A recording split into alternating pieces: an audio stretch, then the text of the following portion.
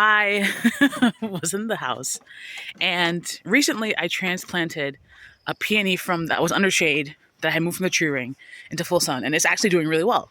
Fantastic. It's the Carl Rosenfeld, I believe, that I have. Fantastic. I also noted a few days ago that the inside of the greenhouse structure I have, dog shed, whatever, was dry. Like there was no water in case it got extra hot. And we're going back into really hot days. So I'm like, let me check on those peonies. Let me take them out actually. And so I took them out. They're actually also doing really well. And so I don't know if I'm going to move them up front, but I just wanted to show them and also show the snapdragons. And I'm a bit surprised because the tray was completely dry, but the snapdragons look pretty moist. I did just water them, but they still look really moist. So, yeah. All right, so I did just undo this. Ideally I would have had a lot of trays filling this whole thing up now, and I probably will. I do have the secondary dog house there, but at this point I don't have that many seeds started. It's not even April yet, and the last frost date is, what is that? We haven't hit the last frost date yet, so, but apparently there was still some moisture in there, right? Okay, so again, those are the snapdragons, right? I want to start some coleus. I want to start some petunias. I have other things, and then here are the peonies, okay? And so I think I'm gonna move to the front. It's supposed to apparently rain today. I'm gonna move to the front. It's kind of dry. Oh, no, the water's over there, and yeah, so they can get their sun because apparently they need full sun. And over here, it's like part sun over here because not only are they under a tree, they're also behind this garbage bin. So we're gonna move them. Yeah. Okay. And that one, while it's dry at top, it looks like there's still new growth on the bottom. Great. I'm just gonna.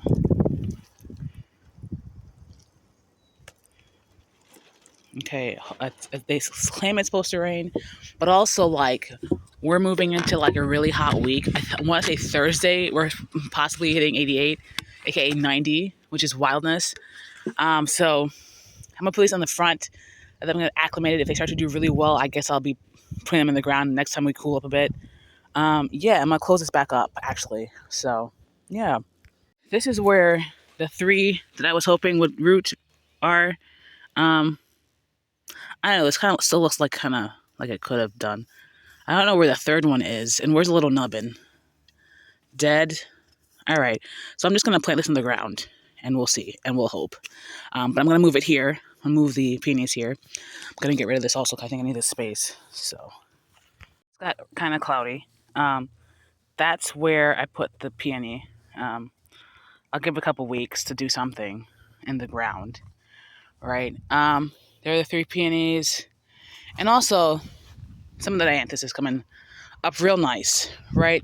I could do that little rake and bring these back, but I'm gonna let them be. I'm gonna let them be. The dianthus that comes back, is that more gladiolus friend? Okay, well, it's not under dianthus. If it was, I'd be upset. Gladiolus is kind of like bordering on weed, the way it divides so easy. Offshoots so easy. Anyway, yeah. Also this dianthus, and I guess maybe that one, but more personally be this one because you see the newer ones are fine. This other one is dusty from fine pollen. So I did also read when I was trying to look at the rootstock that they were like that a lot of my lemons are just grown from cutting. So hopefully this is the case. This is not a graft. I know I looked at the rootstock. I forget what it is though, but hopefully this is the case. I don't know why it would start growing from the bottom there, but whatever. Today I sprayed the front of the house for the wasps, and I saw when I was walking out a little while ago that there was a wasp that went inside the shed. The shed has never been able, it's been like a quasi-finished project because it was finished, essentially, except for the top. Like the next day we came out, the door was, but anyway, it's a whole thing. Never getting a lifetime shed again.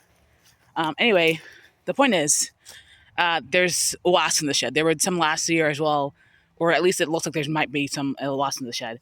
I also have to figure out what I can do because there's a lot of lots like around those containers. So besides putting things in ground, which at least the clematis is not going in ground, maybe long term I'll build a box where it is right now, but probably for this year, not at all. I had some mums last year next to this mully grass, and I moved them to the mum border. Everything's pretty much going to the mum border. And now I'm like, oh, this might be a spot for peonies. But actually, this morning I saw that for a period of time it was in shade. This area, a part of this area is in shade. Not so much over here, but this area, I guess, as the sun rises. Anyway, I have some eggshell. I'm just going to sprinkle in the trough, as it were. We've been putting them in the compost, but not even like necessarily like breaking them up. So there we go. Yeah. I keep saying my cottagecore lifestyle, but at some point I'm going to get a shot. I'm going to be walking in a real nice flowy dress between these mully grass. There's a bunch of weeds, but today and the next couple of days is not a day for weeding. When it's cool anyway, when it doesn't feel like ass o'clock. Yeah, that's what I'll come out next, to weed with the hoe. Yeah, so the flower on top is fading, but there's some new ones coming up underneath. So hopefully it'll be like the whole season, blah, blah, blah. Hopefully that gets 18 inches tall. Highlighter pink. Great. You see this? I think this is from me being outside earlier. Why am I out here again? Checking my plants, why else? I put this over here, and I'm like, oh my gosh, I don't want this tray to fly away. And the front, not an issue. I think I'm gonna move this, this right here to here. Just squeeze it in. Yeah. There's a lot of tiny seedlings here. I feel like these are all zinnias, which I will never mind. If a bunch of zinnias decide to see themselves and like outside of bounds, that's cool. I will pick them up and move them to where same with the gladiolus. I will move them to where I want them to be. Okay, I'm moving to some of those beds over there, blah, blah, blah. So don't have to worry about that. I think at the Pates they sell, I assume it's annual,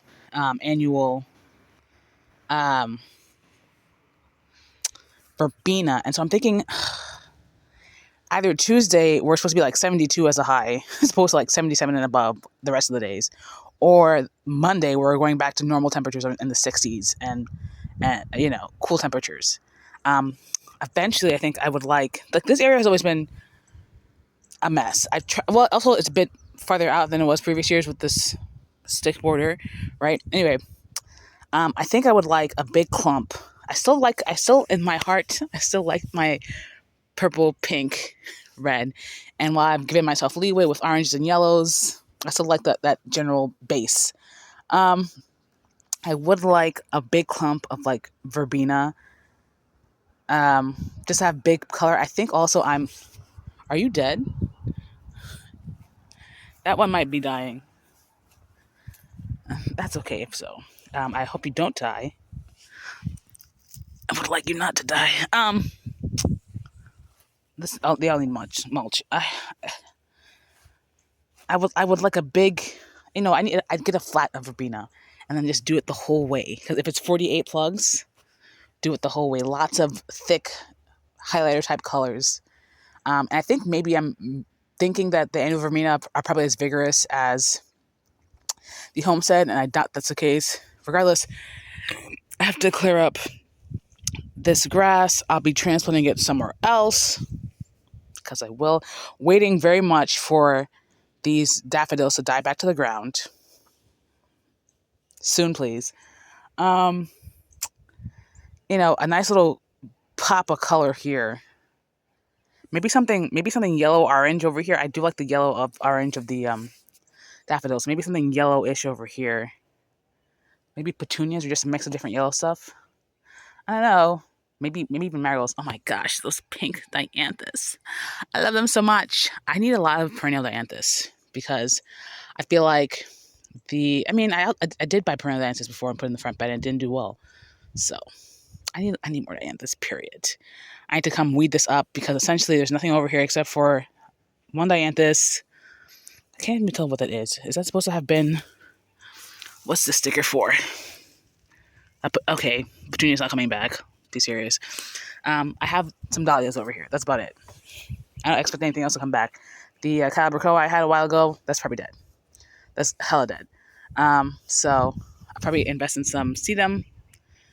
Again, that's herb central. I want to get some borders, some type of like edging to put in this bed to create sub areas. Like I would like to do like a semicircle over there for, not even a semicircle. It's not going to be a semicircle because I'm not moving that dianthus. Essentially a semicircle for my herbage. I need to decide if I want to try and move this dianthus. I don't know.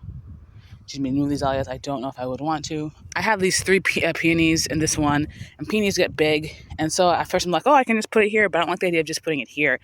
I'm like, I forgot I just widened that up, so I'll put it on the other side. I need to figure out what I'm doing with this box. If I'm going to put something to keep it from overflowing into the ground, if I'm going to get rid of it completely. I need to figure out what I'm doing with that box. I like how it's raised, right? So not necessarily looking to get rid of it completely, but anyway, peony there. I probably, if assuming all three of these take, I probably put another one in this long area, or maybe I'll put all three of them in the back. That could also work. All three of them in the back. Okay. I also don't necessarily want it as close to the septic drain field, right? So a lot of weeding to be done. Anyway, let me go back inside.